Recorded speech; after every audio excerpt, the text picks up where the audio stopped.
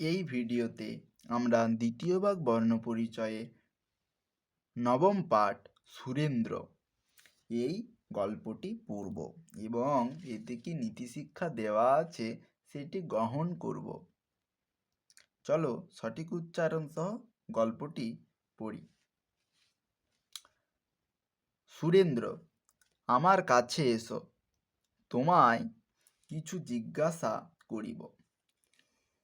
এই কথা শুনিয়া সুরেন্দ্র তৎক্ষণাৎ শিক্ষকের নিকট উপস্থিত হইল।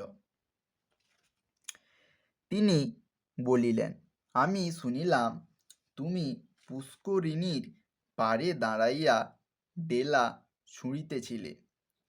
ইহাতে আমি অতিশয় দুঃখিত ও অসন্তুষ্ট হইয়াছি।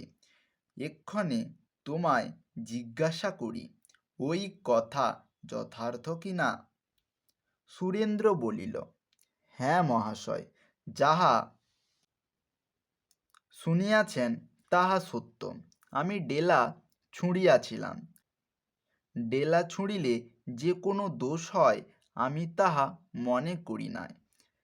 গাছের ডালে একটি পাখি বসিয়া ছিল, তাহাকে মারিবার জন্য ডেলা ছুঁড়িয়াছিলাম।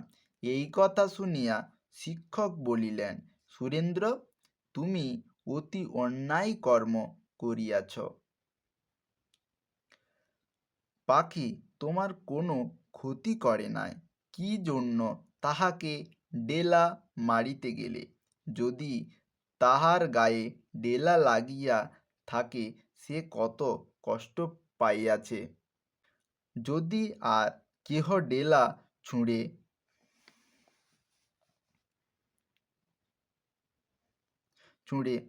আর ওই ডেলা তোমার গায়ে লাগে, তোমার কত কষ্ট হয়।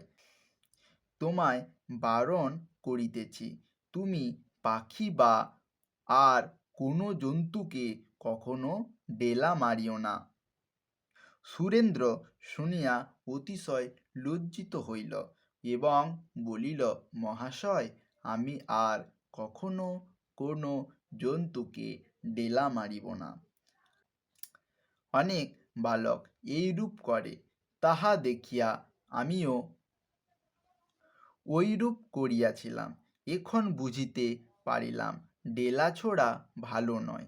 তখন শিক্ষক বলিলেন, তোমার ওই কথা শুনিয়া সন্তুষ্ট হইলাম, কিন্তু তুমি যে পাখিকে লক্ষ্য করিয়া ডেলা ছুঁড়িয়াছিলে, উহার গায়ে ওই ডেলা লাগে নাই। নিকট একটি বালক দাঁড়াইয়াছিল, ডেলা তাহার মাথায় লাগিয়া রক্তপাত হইয়াছে। চক্ষুতে লাগিলে সে এ জন্মের মতো কানা হইয়া যাইত। বালকটি কাতর হইয়া কত রোদন করিতেছে।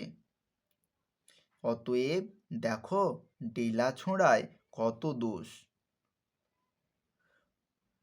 রোদন করিতেছে, রোদন মানে কান্না করিতেছে।